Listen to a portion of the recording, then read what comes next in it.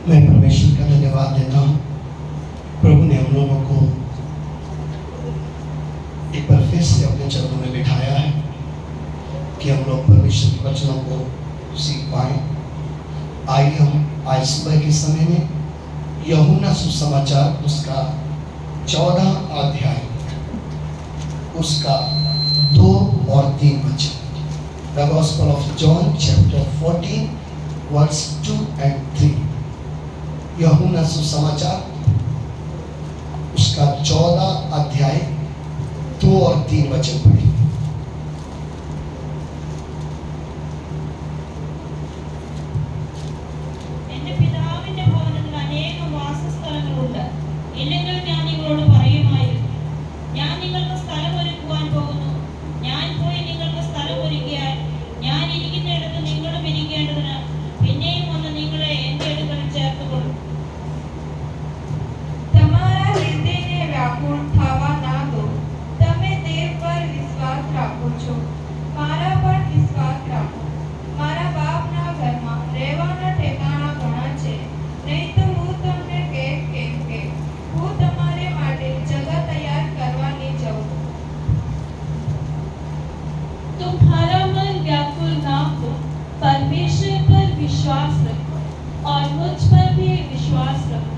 मेरे पिता के घर में बहुत से रहने के स्थान हैं। यदि ना होते तो मैं तुमसे कह देता, क्योंकि मैं तुम्हारे लिए जगह तैयार करने जाता हूँ। आमीन। प्रभु यीशु मसीह ने अपने चेलों को स्वर्ग में उठाए जाने के पहले एक बात कही कि मैं पिता के पास जा रहा हूं, क्योंकि जब प्रभु यीशु मसीह को क्रूस पर चढ़ाया गया, चेले लोग बहुत डर गए उस समय कि प्रभु यीशु के साथ ऐसा किया है तो अब हमारी बारी होगी शायद। इसलिए डर के कारण वो इधर उधर छुपे भी। लेकिन प्रभु यीशु मसीह मुर्दों में से जी उठने के बाद जब चेले लोगों को दर्शन दिया, चेले लोगों के पास एक हिम्मत आई कि प्रभु मुर्दों में से क्या हुआ है, आप कुछ भी हमें कोई हमारा कुछ भी बिगाड़। एक बड़ी दलेरी के साथ, बड़ी खुशी के साथ वो क्या कर रहे थे, चल रहे थे। लेकिन जब प्रभु यीशु मसीह ने यह बोला कि मैं अब पिता के पास जा रहा हूं, तो चेले लोग क्या हो गए, व्याकुल हो कि पहले ही एक बड़ी मुसीबत से हम बचे हैं, अब प्रभु तू हमारे साथ है तो अब हमें कोई चिंता नहीं। प्रभु यीशु ने बोला मैं तुम्हारे लिए जगह तैयार करने के लिए जा रहा हूं, और मैं जाकर तुम्हारे लिए जगह तैयार करूंगा, मैं फिर से आऊंगा तुम्हें वापस ले जाने के।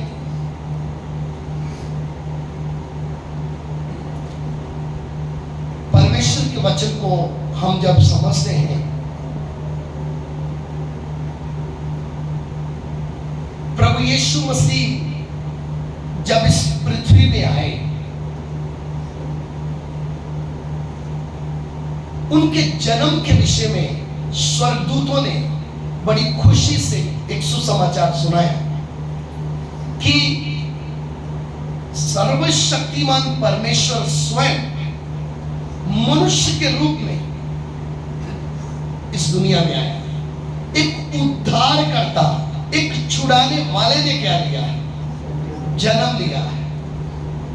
अच्छी तरह ध्यान से प्रभु के वचन को समझिए। वो खबर ने, वो उस बात ने लोगों के जीवन में बहुत क्या किया कार्य। लोग आकर दूर दूर से क्या करते थे, उस प्रभु का आके दर्शन करते थे। प्रभु यीशु मसीह का जन्म इस पृथ्वी में एक अलग प्रकार का संदेश था। जितने भी इस दुनिया में पैदा हुए लोग, किसी के बारे में भी ये संदेश नहीं पहुंचा कि दाऊद के नगर बैतलहम में एक उद्धारकर्ता ने क्या लिया है, जन्म लिया है। लेकिन प्रभु यीशु मसीह के जन्म के समय से ही दुनिया के छुटकारे के लिए एक खुशी का समाचार था कि तुम्हारे लिए एक छुड़ाने वाला क्या हुआ है, पैदा हुआ है। प्रभु यीशु मसीह ने अपना जीवन इस पृथ्वी में काटा, जीवन जिया, बपतिस्मा लेकर सेवकाई को शुरू किया। उस 3.5 साल की सेवा में प्रभु यीशु मसीह ने बहुत से अजीब काम किए, चेलों की तैयारी की, और फिर उसके बीच में प्रभु यीशु ने अपना जान क्रूस के ऊपर क्या कर दिया। उसकी मौत भी दुनिया में क्या थी, एक बड़ा अजीब तरीके की मौत थी कि कचहरी में लेकर जा रहे हैं, राजा बोलता मुझे इसमें कोई दोष, तो भी उसको किधर चढ़ाया, क्रूस पर चढ़ाया, क्योंकि उसने सारी मानव जाति के पाप को अपने ऊपर क्या किया, लिया। इसलिए प्रभु यीशु मसीह के क्रूस का मृत्यु सारी दुनिया के छुटकारे के लिए एक भेद था। जिसको ये भेद समझ में आता है वो छुटकारा पाता है कि मेरे पाप के लिए मुझे क्रूस पर मुझे मरकर नरक में जाने के लिए जो दंड मिलना था वो प्रभु यीशु मसीह ने क्रूस पर क्या किया, उठाया। अब यीशु मसीह का मृत्यु के बाद प्रभु यीशु मसीह का मुर्दों में से जी उठना, यह भी एक दुनिया में क्या थी, एक रहस्य था, अजीब बात थी कि आज तक कोई अपनी सामर्थ से मुर्दों में से क्या नहीं हुआ, जिंदा नहीं हुआ। लेकिन यीशु मसीह मुर्दों में से क्या हुआ है, जी उठा है। अब तो लोग भी उसके सामने झुक गया, अंधकार की शक्तियां भी उसके सामने क्या है, हार गई। यह अजीब एक जी उठना था, सबको हराकर, मृत्यु को हराकर, शैतान को हराकर मसीह यीशु मुर्दों में से क्या हुआ, जी उठा। ध्यान से समझे, बड़े जोर शोर से यीशु मसीह के जन्म का प्रचार हुआ। यीशु मसीह की क्रूस की मृत्यु भी अलग अलग जगह में क्या हो गई, फैल गई कि भाई यीशु को किधर चढ़ा दिया है, क्रूस पर चढ़ा दिया है। अब अगली बात, यीशु मसीह मुर्दों में से क्या हुआ है। अब ये बात बड़ी तेजी से क्या हो रही है, अब ये समाचार लोगों तक फैल रहा है कि यीशु मसीह मुर्दों में से जी उठा है। पहली सदी की कलीसिया की स्थापना में एक बहुत बड़ी चीज थी जिसके ऊपर जोर दिया गया, क्या, कि यीशु मसीह मुर्दों में से जी उठा है। इसके कारण पहली सदी की कलीसिया को क्या उठाना पड़ा, बहुत बड़ा क्लेश भी उठाना पड़ा। किस बात के कारण, यीशु मसीह आया, उसने लोगों के लिए अच्छे काम किए, इधर तक सही है, वो क्रूस पर मर गया, सही है, लेकिन क्या प्रचार नहीं करना अभी, वो आज भी मुर्दों में से जी उठ के सदा जिंदा है, ये बोलना। इसके कारण पहली सदी की कलीसिया को क्या करना पड़ा, बहुत बड़ा क्लेश उठाना पड़ा। घर जलाए गए, कईयों को मारा गया, बहुत दंड सहना पड़ा। सिर्फ एक ही बात, यीशु मसीह के बारे में बोलना, कौन सी बात नहीं बोलना, हिस्ट्री है करके कोई दिक्कत नहीं, लाइव है, जिंदा है करके क्या नहीं करना। ये बोलेंगे तो हमें उसके सामने क्या करना पड़ेगा, उसको स्वीकार करना है। जिंदा है तो स्वीकार करना है, मर गया है तो कोई बात नहीं, हाँ मर तो बहुत गए, यही दर्द, यही बात पौलुस को हजम नहीं होती थी। यीशु मसीह मुर्दों में से जी उठा करके नहीं बोलने का। यीशु है, था, आया था, उसने बहुत अच्छे काम किए। आज भी दुनिया क्या बोलती है? यीशु को क्या बोलो? वो अच्छा इंसान था, उसने दुनिया की भलाई के लिए क्या किए, उसके संदेश बहुत अच्छे हैं। उसने बोला शत्रुओं से क्या करो। उसके जैसा इंसान दुनिया में और कोई है ही, जिसने बुराई के बदले क्या नहीं की। लेकिन उनकी सुई इधर तक की अटकी कि क्या समझो उसको, वो एक अच्छा क्या है, इंसान, मनुष्य है। लेकिन अगला पहलू, कौन सा पहलू? कि वो मुर्दों में से क्या है। ये बात को क्या रखना है। आपको मालूम है जब यीशु मसीह की कब्र के ऊपर बड़ा क्या लगा दिया था? जब तीसरे दिन मुर्दों में से प्रभु जी उठा तो पत्थर क्या हो गया और सिपाही क्या गिर गए। रोमी सम्राट ने क्या लगाए हुए थे? पहरेदार, सिपाही, कि कोई इसकी लाश को भी चुरा, कोई घटना ना हो जाए।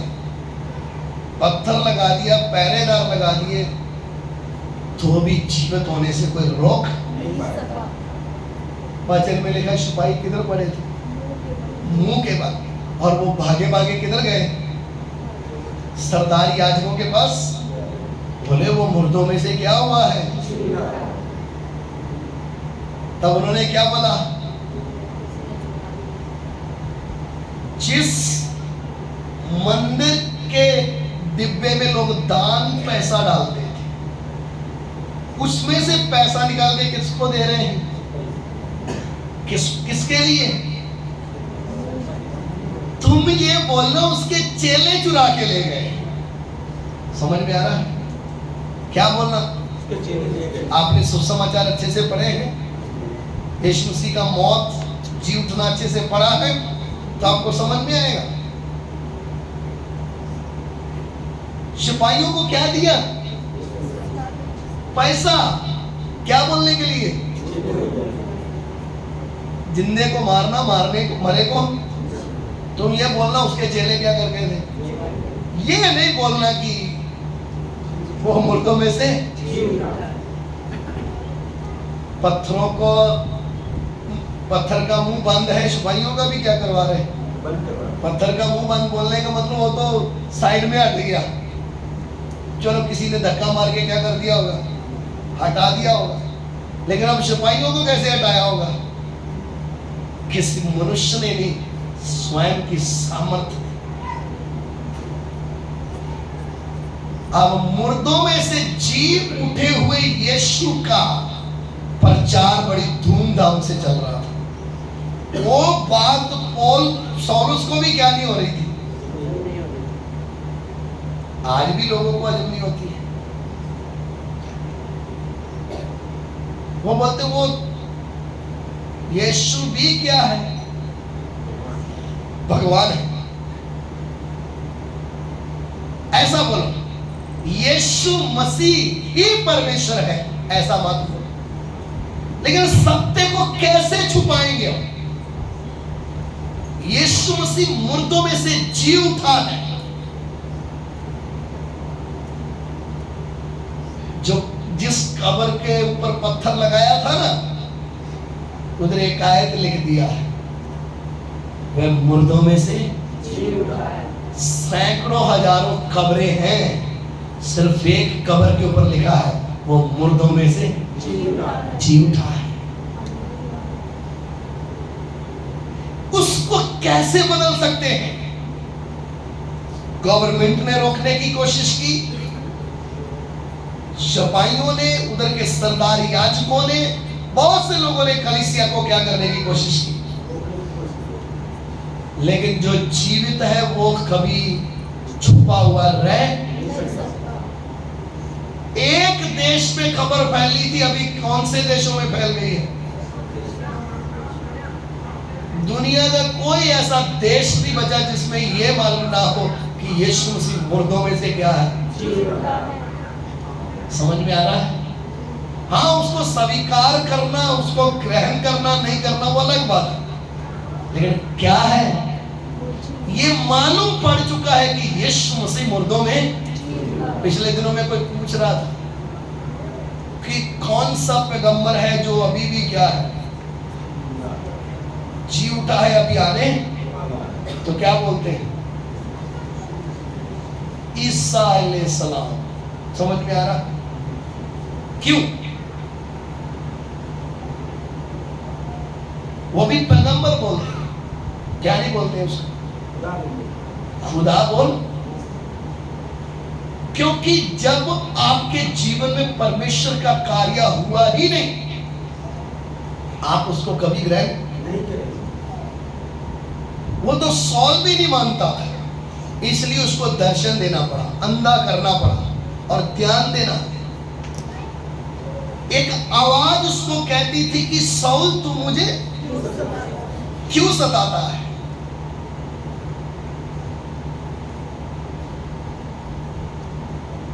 उस आवाज ने उसकी जिंदगी को क्या कर दिया। और ये भी बोला गया अब तू कुछ देर तक क्या नहीं कर पाएगा, देख नहीं पाएगा। 3 दिन तक जब कुछ नहीं खाया कुछ नहीं पिया, दमिश्क में बैठा था, तब हननिया नाम के एक प्रभु के दास को प्रभु ने बोला जा, सौल बैठा है फलाने फलाने के घर में। उस समय जीपीएस नहीं होते थे, इसलिए सीधी लोकेशन दे दी, उस घर में, उस व्यक्ति के घर में बैठा है, जा उसके लिए क्या कर। वो अंधा होके बैठा, उसके लिए प्रार्थना कर कि वो क्या हो जाए। और हननिया बेचारा क्या कर रहा था, क्योंकि उसने डर डाला हुआ था सबको पीट पीट के। उसकी प्रार्थना भी आप पढ़ोगे तो जब उसने सौल के लिए प्रार्थना की, बोला हे भाई, जिस यीशु ने तुझे रास्ते में दर्शन दिया था उसने ही मुझे क्या किया है, और मैं चाहता हूं तेरी आंखें क्या हो जाए, ताकि तुझे समझ में आ जाए तुझे दर्शन देने वाला और मेरे द्वारा बोलने वाला दोनों क्या है। तुझे अंदर करने वाला और तेरी आंखें खोलने वाला दोनों क्या है, एक ही है।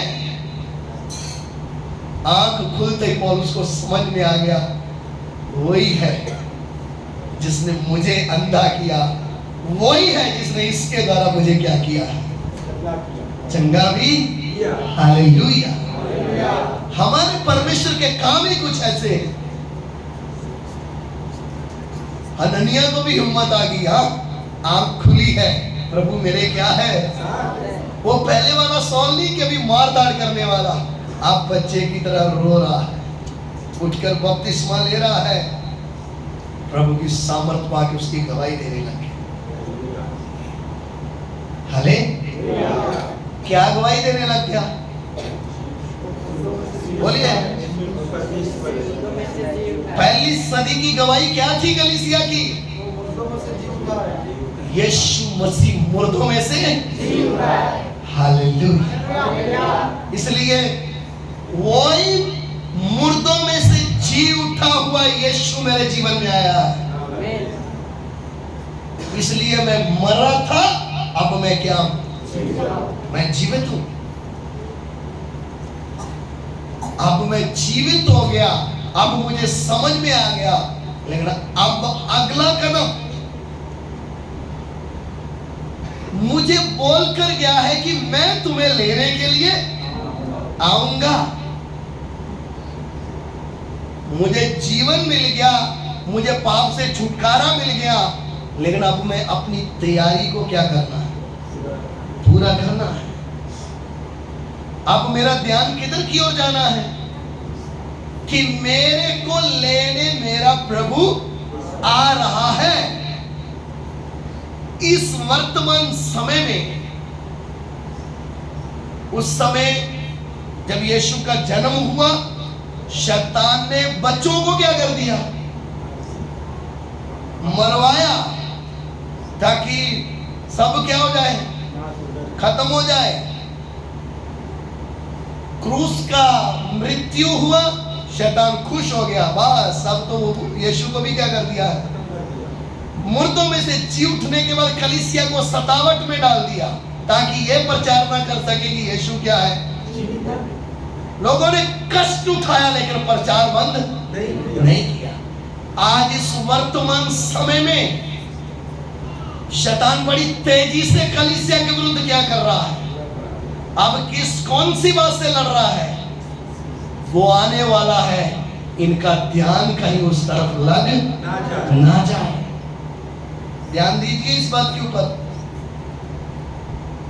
लोग बड़ी तेजी से भीड़ इकट्ठा होती है, लेकिन लक्ष्य क्या है? उसके आने के लिए बाट जोड़े हैं या हम इस संसार की ओर आगे बढ़ रहे हैं?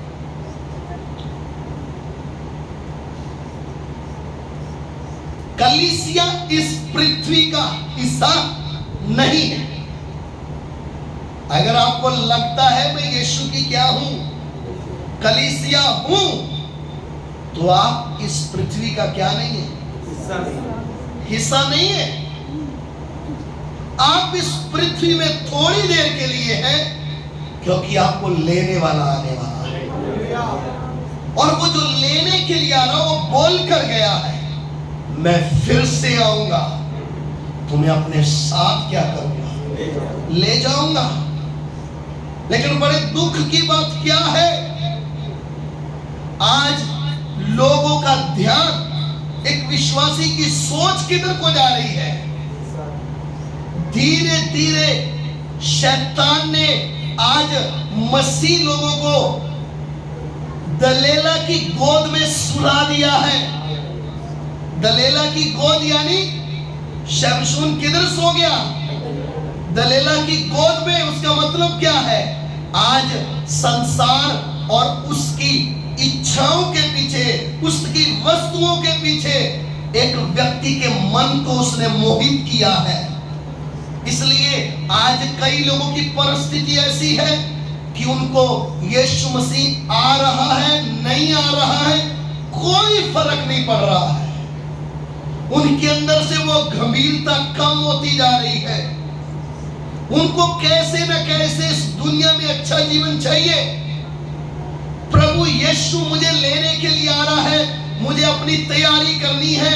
अपने आप की चिंता नहीं आएगी। चिंता किसको आएगी? यीशु की बाट कौन जोएगा?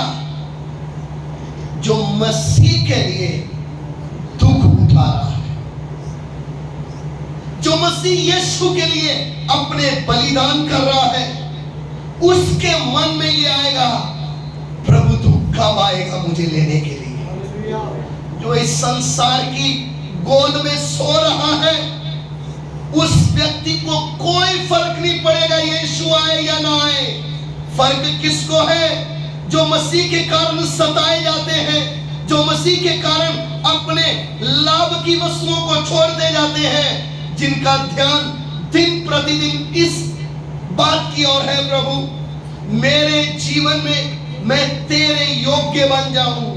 जिनके आंसू गिरते हैं, प्रभु तेरे आने से पहले मुझे तैयार कर ले। वो लोग अपने मसीहा की राह देखते हैं। जिनके जीवन में परमेश्वर प्रभु के लिए कुछ भी दुख उठाने का मन नहीं, जिसको प्रभु के लिए कुछ कष्ट नहीं है, आज वो लोग आराम से सोए हुए हैं। वो अपने फ्यूचर की प्लान कर रहे हैं। मुझे 10 साल के बाद क्या करना है, मुझे 15 साल के बाद क्या करना है, मुझे अगली पीढ़ी के लिए क्या करना है, मेरे जीवन का अगला काम क्या होगा। मेरे प्यारों, मेरे और आपके लिए क्रूस के ऊपर बलिदान इसके लिए नहीं दिया गया कि हम छुटकारा पाने के बाद इस संसार में फंस जाएं।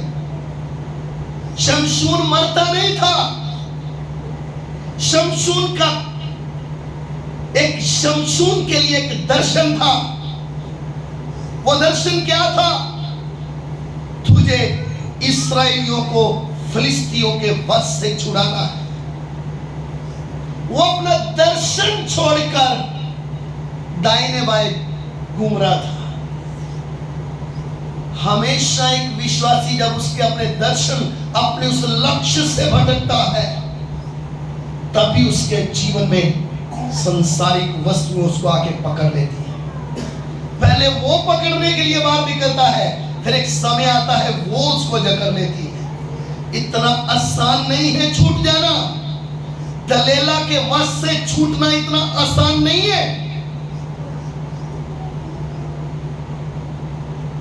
एक बार झूठ बोला, 2 बार झूठ बोला, 3 बार झूठ बोला, आखिरी में बता दिया मेरे सिर पे जो लटे हैं मैं वो कटवाऊंगा तो परमेश्वर मैं आम इंसान जैसा हो जाऊंगा। दलेला ने उसको गोद पे सुलाया।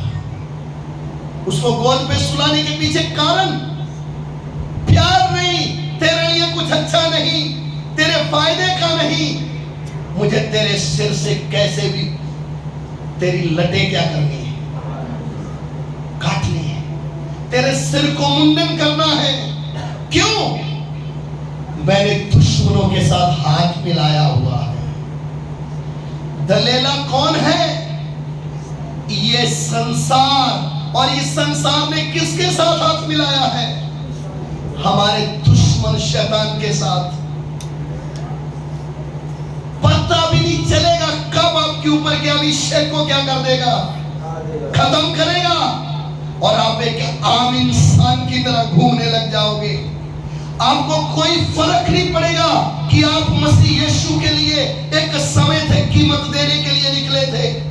एक समय था जिस शमशून से फिलिस्ती डरते थे, उसी शमशून की आंखें फिलिस्तियों ने निकाली, उसको अंधा कर दिया, चक्की पिसवाने लगे, गुलामी कराने लगे।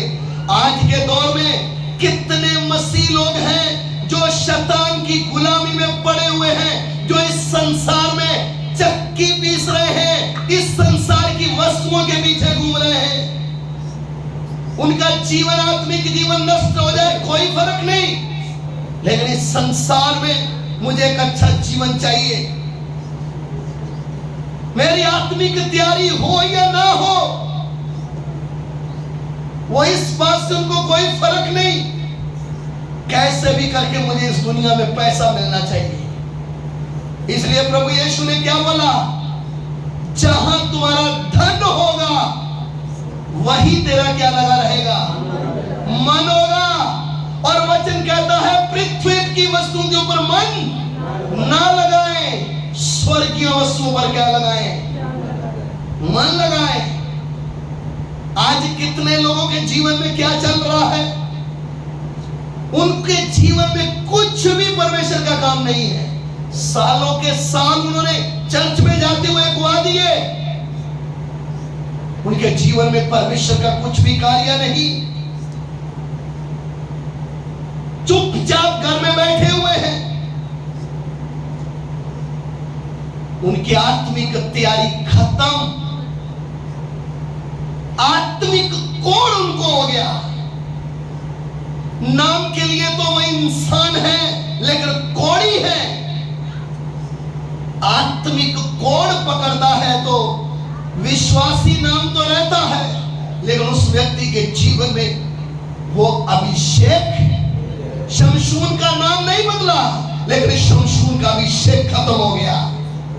जो फिलिस्ती शमशून से डरते थे, जीते जी आंखें निकालने के बाद वही शमशून फिलिस्तियों की गुलामी करने लगा।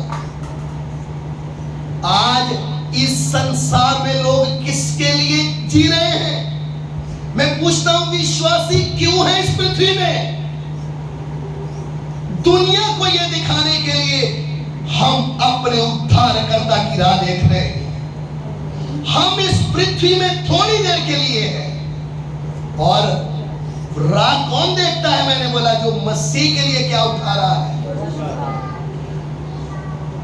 जिसको आनंद मजा उठाना, उसको कोई लेना देना नहीं है, वो सोया हुआ है।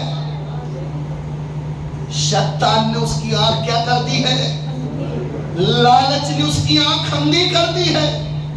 उसको कैसे भी करके इस पृथ्वी में अच्छा पैसा होना चाहिए, अच्छा सुख सुविधा होना चाहिए, थोड़ा भी सतावट आएगा, ये व्यक्ति अपना सुख सुविधा नहीं, ये यीशु को छोड़कर चला जाएगा। क्यों? ये उसके पीछे आ गया है। जो मसीह यीशु के लिए निकल के आ गया, जो अपनी तैयारी के बारे में सोचता है वो रोज सैक्रिफाइस, रोज बलिदान देता है। अपने पैसे का लॉस खाएगा, अपने जीवन में होने वाली इज्जत का लॉस खाएगा, अपने लाभ की वस्तुओं को वह छोड़ना शुरू कर देगा। प्रभु जब तू आएगा मैं तेरे साथ जाने के क्या बन जाऊं, योग्य बन जाऊं। आज कितनी भीड़ की भीड़ यीशु का नाम लेकर एक मेले की तरह इकट्ठा हो रहा है। क्यों? कैसे ना कैसे उस भीड़ को लालच दे के उकसाया जाता है। यीशु मसीह के पास आओगे तुम्हें आशीष मिलेगी, यीशु के पास आओगे तुम्हें फॉरेन में जाने के लिए सारे रास्ते खुल जाएंगे, कैसे ना कैसे तुम अमीर हो जाओगे। मैं बोलता हूं यीशु मसीह आने वाला है, कलीसिया को लेने के लिए उसकी तैयारी किधर है? उसकी तैयारी नहीं तो आपकी भीड़ और आप इधर ही रह जाओगे, आप इधर ही लोगों को बरकतें बांटते रहोगे, आशीषों बरकतों की बारिश करते रहेंगे। यीशु मसीह बरकतों की बारिश करने नहीं आ रहा, यीशु मसीह अपनी महिमामयी कलीसिया को लेने के लिए आ रहा है। जो इस पृथ्वी पर राज्य करने वाले हैं ऐसे राजाओं को लेने आ रहा है। कचरा इकट्ठा करने वाले लोगों को लेने नहीं आ रहा, इस पृथ्वी पर अधिकारी होने वाले राजाओं को लेने आ रहा है। अंधकार की शक्तियों को, सिर को कुचलकर तीसरे स्वर्ग में उठाए जाने वाले लोगों को लेने आ रहा है। आजकल दुनिया में हो क्या रहा है? तुम इंडिया में नहीं, तुम अमेरिका के नागरिक बन जाओ, तुम कनाडा के नागरिक बन जाओ, यूरोप के नागरिक बन जाओ, किसी के भी बन जाओ, कोई तकलीफ नहीं, किधर भी रहो। लेकिन इतना ध्यान रखना है इस पृथ्वी में आप परदेशी और यात्री हैं। नाम के लिए आपके पास ग्रीन कार्ड होगा, आधार कार्ड है, हम इस देश के निवासी हैं। लेकिन एक विश्वासी क्या है? विश्वासी का देश कौन सा है? फिलिपियों की पत्री उसका 3 अध्याय,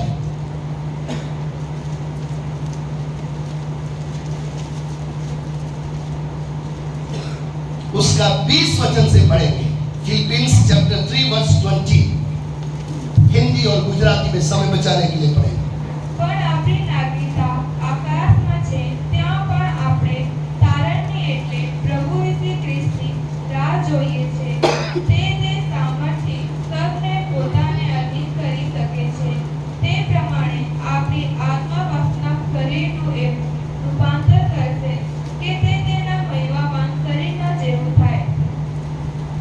पर हमारा स्वदेश स्वर्ग पर है और हम एक उद्धारकर्ता प्रभु यीशु मसीह के वहां से आने की बाट जो रहे हैं, वे अपनी शक्ति के उस प्रभाव के अनुसार जिसके द्वारा वह सब वस्तुओं को अपने वश में कर सकता है, हमारी दीनहीन देह का रूप बदलकर अपनी महिमा की देह के अनुकूल बना देगा। आमीन। क्या लिखा है? हमारा स्वदेश किधर है?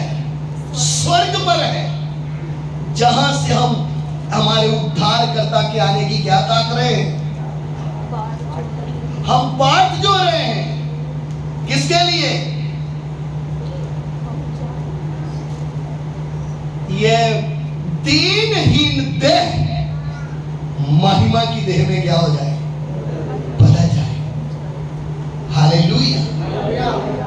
ये दीनहीन देह जिसको आपको रोज खाना खिलाना पड़ता है, रोज डॉक्टर के पास जाना पड़ता है, जिसके कभी घुटने में दर्द, किसी कमर में दर्द, किसी सिर में दर्द, कभी इधर टेस्ट हो गया, कभी इधर टेस्ट हो गया, ये दीनहीन देह किस में बदलने वाली है?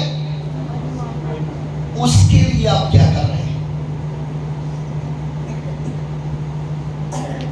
आज सुसमाचार को बिगाड़ा गया है, लोगों को लालच का, दूसरे यीशु का, दूसरी आत्मा का प्रचार करके क्या किया जा रहा है? यीशु का नाम लेकर लोगों को ठगा जाता है, लोगों को कैसे भी लालच देके दलेला की देह में गोद में सुलाया जा रहा है। शुद्ध सुसमाचार क्या है? यीशु मसीह का जन्म इस पृथ्वी में एक रहस्य था, उसका जीवन इस पृथ्वी में एक भेद था, उसका क्रूस का मृत्यु का एक भेद था, उसका जी उठना एक भेद था, और उसका गुप्त आगमन में आना वो भी एक भेद है। ये सबको समझ में आने वाली बातें नहीं है। हर बाइबल उठा के चलने वाले को ये समझ में नहीं आएगा कि ये समय यीशु मसीह के आने के पहले अपने आप को तैयार करने का समय है। हम आज भी कौन सी वस्तुओं का प्रचार कर रहे हैं? यीशु के नाम से तुम्हें यह मिलेगा, यह दूसरा सुसमाचार है। परमेश्वर का शुद्ध सुसमाचार क्या है? मरने से पहले उद्धार पाना है, और उद्धार पाकर अपने जीवन को यीशु मसीह के आने से पहले तैयार रखना है। दूसरे यीशु का सुसमाचार क्या है? कैसे भी करके शैतान झूठे प्रचारकों को भी खड़ा करके रखा है। उनके मुंह से यही प्रचार निकलेगा, यीशु के नाम से तुम्हें ये मिल जाएगा, वो मिल जाएगा, ये हो जाएगा, ताकि वो आप भी स्वर्ग में ना जाओ, वो भी किधर ना जाए। यीशु आए और अपनी कलीसिया को क्या करें? आप इधर ही संसार की सारी वस्तुओं को पकड़कर बैठे रहो। ये समय इकट्ठा करने का नहीं, ये समय छोड़ने का समय है और यीशु के समान बनने का समय है। अंश अंश करके मसीह के रूप में बदलते जाने का समय है। मसीह के कद तक पहुंचने का समय है। यह संसार में डूबने का समय नहीं है। संसार को बाय बाय करने का समय आया है। दुनिया के हालात बिगड़ रहे हैं। दिन प्रतिदिन लोग सतावट में हैं। कितने लोग यीशु के कारण जेलों में हैं। कईयों के घर जलाए जा रहे हैं, कईयों को यीशु के कारण मारा जा रहा है। उनसे पूछेंगे आपको क्या चाहिए? हमारा उद्धार करता चाहिए। वो पूछते हैं कब आएगा? क्योंकि ये पृथ्वी हमारा देश नहीं है, हमारा स्वदेश स्वर्ग में है। हम किसकी राह जो रहे हैं? हमारा स्वर्ग से एक उद्धार करता रहा, वो हमें ले जाएगा, हमारा अपना देश होगा। हालेलुया। ये संसार, ये पृथ्वी थोड़ी देर का ड्रामा है। ये सब कुछ नाश हो जाएगा, लेकिन सदा तक क्या रहेगा? तेरी राजगद्दी अनादि काल से स्थिर है, तू सर्वदा से है। मैं उस अनंत कालीन के साथ रहने जा रहा हूं, इसलिए मैं अनंत कालीन बनता जा रहा हूं। इसलिए मुझे अंधकार से छुड़ाया, इसलिए मेरा ध्यान संसार से क्या होना है? हटना है। मैं अपने प्रभु की ओर बढ़ना है। हालेलुया। बहुत जल्द बादलों में तुरी की आवाज आने वाली है। कलीसिया तुरी की आवाज सुनते ही उनकी तीनहीन देह महिमामय देह में बदलने वाली है। हालेलुया। उस महिमामय देह में बदलने से पहले मैंने यीशु के लिए क्या किया है वो मुझे मालूम होना चाहिए। यीशु के आने की बात कौन जोएगा? जो यीशु के लिए कष्ट उठा, जो यीशु के लिए दर्द उठा रहा है, जो यीशु के लिए हानि उठा रहा है, वो ये रोज बाट जो रहा है। उसकी हर नई सवेर से यही प्रार्थना है, तू कब आएगा मुझे लेने के लिए? तू कब आएगा मुझे लेने के लिए? इसलिए मेरे प्यार, इस पृथ्वी में हम थोड़ी देर के लिए, हालेलुया, एक समय आने वाला है। परमेश्वर का वचन कहता है अब हम उसको अनदेखे उसकी क्या कर रहे हैं, स्तुति। एक समय आने वाला है, हम उसको आमने सामने देखेंगे। वो आनंद कैसा होगा, वो समय कैसा होगा। मेरा सृष्टिकर्ता, मेरा उद्धार करता, जिसने मेरे लिए क्रूस के ऊपर बलिदान दिया, उसको मैं आमने सामने देखूंगा। उसके आने से पहले मैं अपने जीवन को क्या करूं, तैयार करूं। उसके आने से पहले मैं अपने जीवन को तैयार करूं। आज पवित्र आत्मा क्यों हमारे बीच में है?